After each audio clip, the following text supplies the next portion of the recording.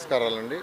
ఈరోజు CRD authority 49వ authority meeting ఈరోజు ముఖ్యమంత్రి గారి యొక్క ఆధ్వర్యంలో జరిగింది.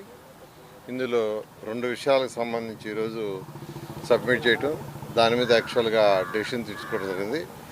వాటిలో మొదటిది ఏంటంటే, ఈరోజు ఏదైతే అమరావతి క్యాపిటల్ సిటీలో 1450 ఎకరాల్లో ఈరోజు ఐకానిక్ టవర్స్ కానీ, అసెంబ్లీ కానీ, హైకోర్టు కానీ, అదేవిధంగా ఎమ్మెల్యేలకి ఎమ్మెల్సీలకి భవనాలు కావచ్చు, అధికారులకు భవనాలు కావచ్చు, బంగళాలు కావచ్చు కడుతున్నాము.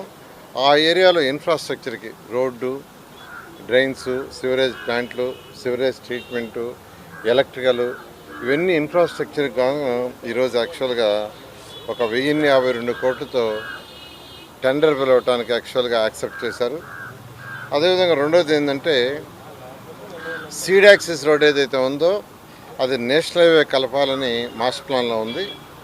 ఆ నేషనల్ హైవే కలిపేటప్పుడు అంతకుముందు డిజైన్ ఏంటంటే, నేషనల్ హైవేకి ముందు ఒక హాఫ్ కిలోమీటర్లో ఈ ఫ్లైఓవర్ పోయి అక్కడ దిగితే అక్కడి నుంచి మళ్ళీ ఫ్లైఓవర్ ఎక్కెత్తుకుంది.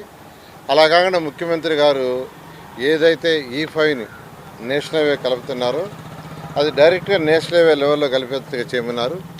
దానికి 682 కోట్లతో యాక్చువల్గా టెండర్కి యాక్చువల్గా అలౌ చేయడం జరిగింది. ఈ విధంగా ఈరోజు ఈ రెండింటి మీద ఈరోజు 49వ సిఆర్డే అథారిటీ మీటింగ్లో ముఖ్యమంత్రి గారు పర్మిషన్ ఇవ్వడం జరిగింది.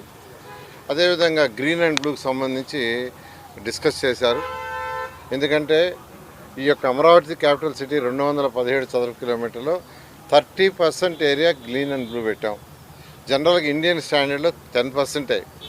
కానీ ముఖ్యమంత్రి గారు ప్రపంచంలో ఇది టాప్ 10 సిటీస్లో టాప్ 5లో ఒకటి కావాలన్నారు. అందులో కూడా ప్రత్యేకంగా గ్రీన్ అండ్ బ్లూ ఉంటే పెట్టమన్నారు. దాని మీద ఈరోజు దాని ఎక్స్పర్ట్స్ కొందరితో దాని డీటెయిల్గా యాక్చువల్గా డిస్కస్ చేయడం జరిగింది. ఈ విధంగా ఈరోజు అథారిటీ మీటింగ్ మేజర్గా ఈ 2 విషయాలు గ్రీన్ అండ్ బ్లూ మీద చేయడం జరిగింది. లక్నో యాక్చువల్గా అధికారులతో యాక్చువల్గా లక్నో విజిట్ చేయడం జరిగిందండి. ఎందుకంటే లక్నోలో శానిటేషను బాగా ఉంటుందని యాక్చువల్గా చెప్తే అక్కడికి పోవడం జరిగింది. వాళ్ళు చేస్తున్న సాలిడ్ వేస్ట్ సిస్టమ్ కూడా స్టడీ చేయడం జరిగింది. అదేవిధంగా వాళ్ళకున్న పార్కులు కూడా వాళ్ళకి 373 ఎకరాల్లో ఒక పెద్ద పార్క్ ఉంది. అది ఏషియాలో నెంబర్ 1 పార్కు. దాన్ని కూడా యాక్చువల్గా స్టడీ చేసాం. అదేవిధంగా వాళ్ళ యొక్క రివర్ యొక్క బండ్ ఎలా కట్టారు, మనలాగానే యాక్చువల్గా వాళ్ళకి కూడా రివర్ ఉంది. రివర్ బండు, రివర్ ఫ్రంట్ ఏ విధంగా గ్రీనరీ డెవలప్ చేశారో ఇవన్నీ స్టడీ చేసాం. అధికారులందరూ చాలా చక్కగా చేశారు. మనం కూడా యాక్చువల్గా డిజైన్ చేసాం. వారి అనుభవాన్ని కూడా తీసుకొని అక్కడ బెస్ట్ ప్రాక్టీస్ మనం చేయటం. అదేవిధంగా సాలిడ్ వేస్ట్లో వేస్ట్ ఎనర్జీ ప్లాంట్స్ మనం పెట్టాం. అది వాళ్ళకంటే కాస్త బెటర్గా ఉంది.